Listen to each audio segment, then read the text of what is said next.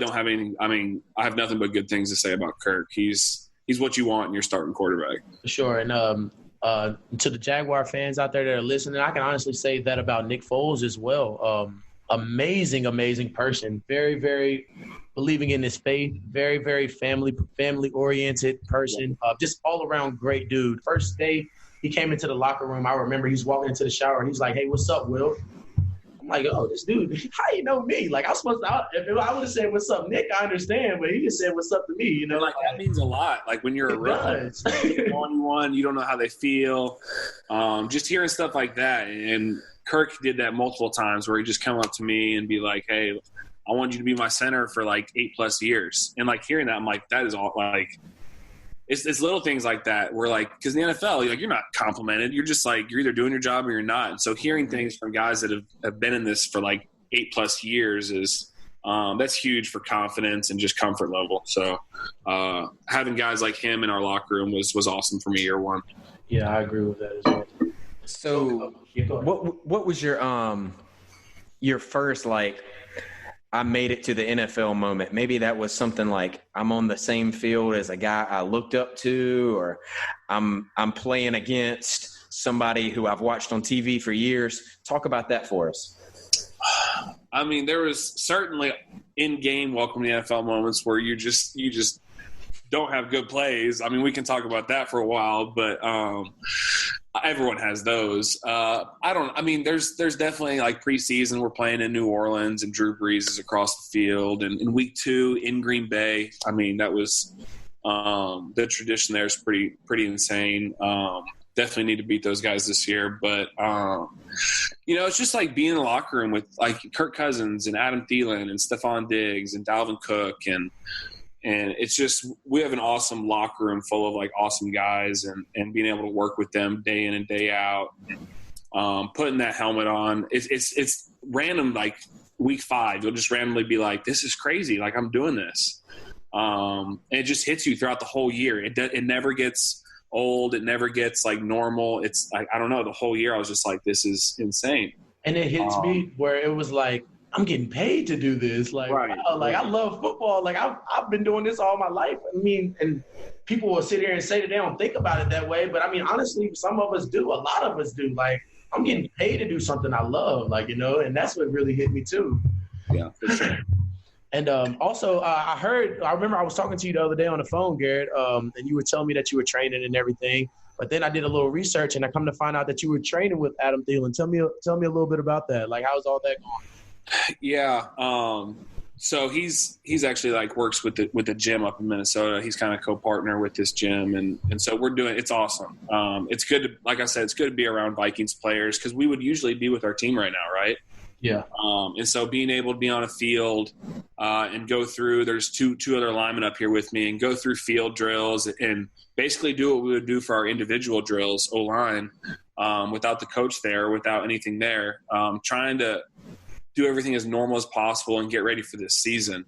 So it's just, I love being around teammates for the football, for the training aspect, but also like for the friends aspect. I was at a lineman's house last night hanging out, playing cards, and it's good for Carson because there's a really good like girlfriend and wife community up here. So we've just got a lot of friends up here, and it's a really good environment to build friendships and relationships. Awesome, bro. So we got to ask this, Garrett. So what would be that first purchase you made? It was like your first big boy purchase when you got in the NFL.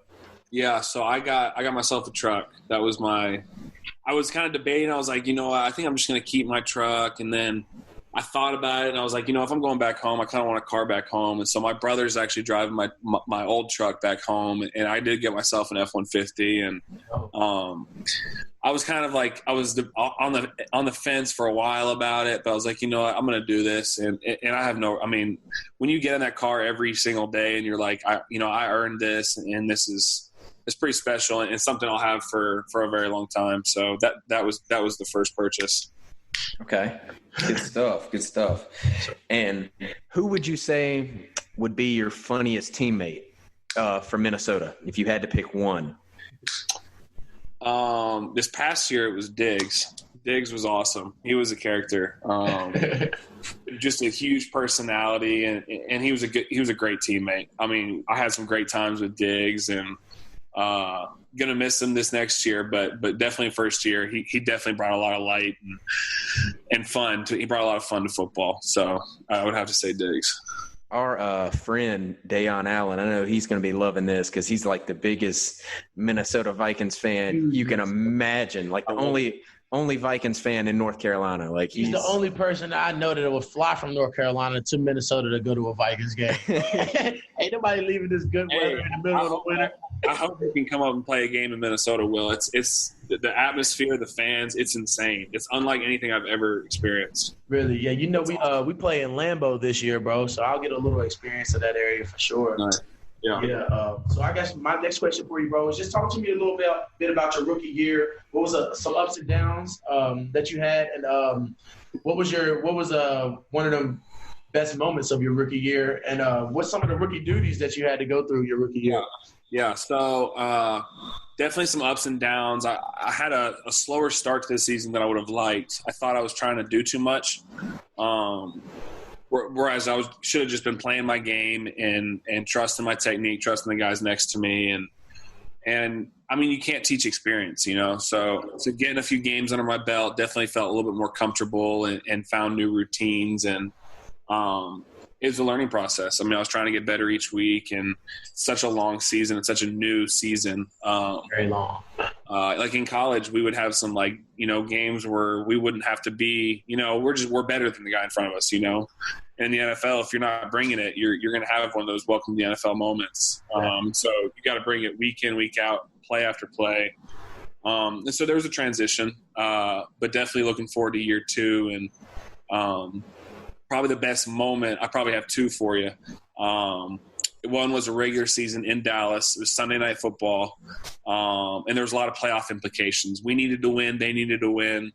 And it was kind of a shootout, and we ran that ball. I mean, run that ball. Run that ball.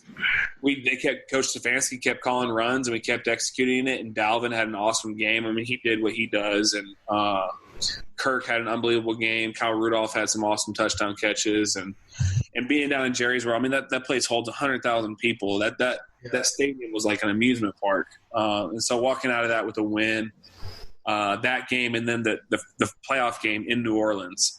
We went down to New Orleans. We were the wild card team, and nobody was betting on us at all. And so being able to win that game and prove a lot of doubters wrong was special. So those were kind of the two best memories from rookie year. And then I definitely had some duties. You got the donuts, you got the Chick-fil-A runs. Got to always be making coffee and snacks. Got to bring snacks in. So did you have to get y'all donuts? What day did you have to get donuts for the O-line? So we did Chick-fil-A on Fridays and donuts on Saturdays. Okay, yeah, we did donuts on Saturdays my rookie year. So I had to wake up. I have to have them in our meetings, and our meetings started at 8 a.m. So I had to wake up at 5 a.m., bro, and order them and go pick them up at around like 7 a.m. Yeah, so and our guys wanted them warm, so I had to take the donuts to the cafeteria, and they had to warm them up and then put them on plates and then bring them to the O-line room. So, and did you ever have a rookie dinner? Yep, had a rookie dinner. Went to went to Capitol Grill. Oh man. But that was an unbelievable time. That was so fun to be there with the guys. It was at the end of the season. And that was the tab. It was about 5,000. 5,000. That's about the same for me. And mine was in Vegas, so you got lucky, dog. Woo! And you got a lot more money than I did. A lot more.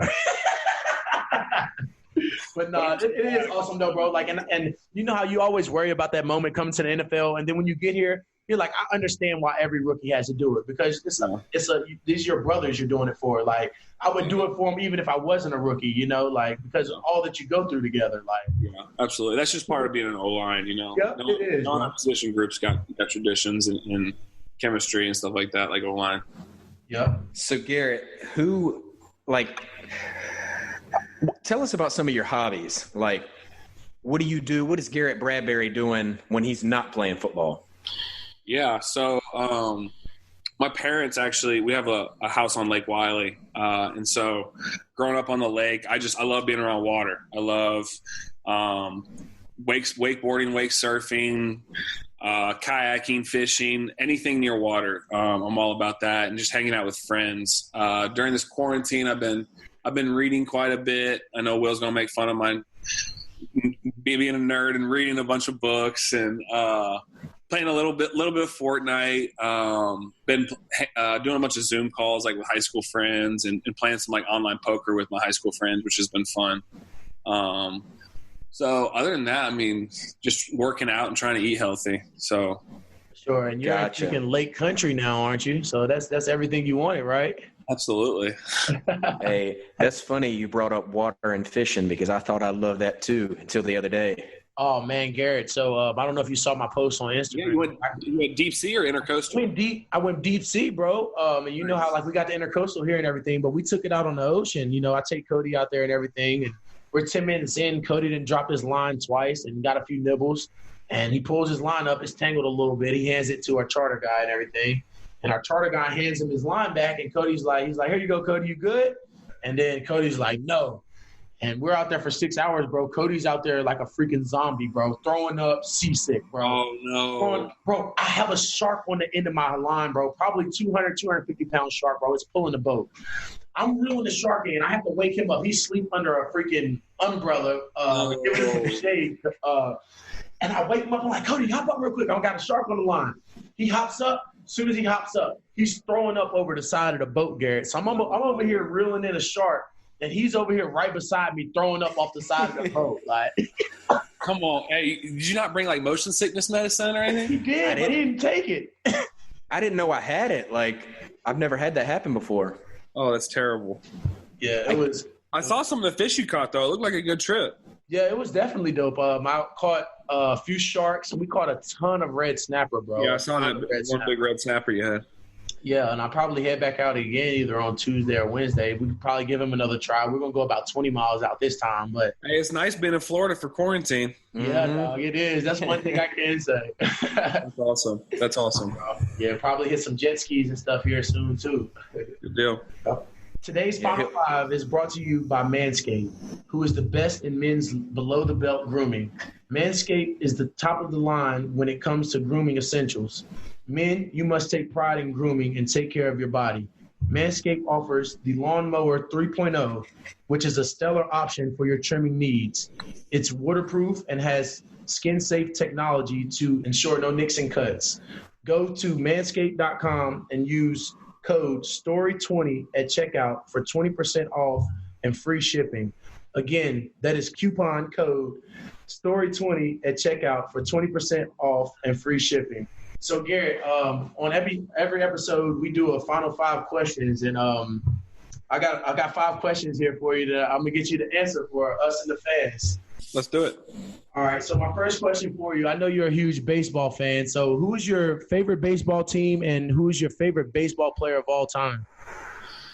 So growing up, I chose, being in North Carolina, we didn't have a team, so I chose the Yankees. I know it's a cop-out, but I chose the Yankees, and I was a Derek Jeter fan. I played shortstop and just thought Jeter was the man. Thought he was so smooth, and so that's my answer right there. That's dope. I'm actually a Yankees fan too. Not because I follow a lot of baseball or anything at all, but my dad was a huge baseball fan, and he's always been a Yankee fan. So nice. So I guess my second question for you is, what's your favorite superhero? What's your favorite superhero of all time? Favorite superhero of all time? That's tough. I gotta go Batman. I think all of the Batman movies have been unbelievable. So from a movie standpoint, I gotta go Batman. Okay. I'm gonna have to say, I don't even know if I have a favorite superhero anymore, but I know I like the movie Hancock, so I'm gonna go with Will Smith and Hancock. Okay. Yeah. Love it. All right. Since we was talking about superheroes, my third question for you is, what would be your favorite? What would be your superpower if you had to pick one? I'd go flying for sure. Just to be able to fly? Yeah, I'd love to be able to fly. Just be able to go wherever you want, whenever you want. I think it'd be awesome. Okay. All right. So my fourth question for you is, Carson, don't kill me for this one, but who's your celebrity crush? Who has always been your celebrity crush? My celebrity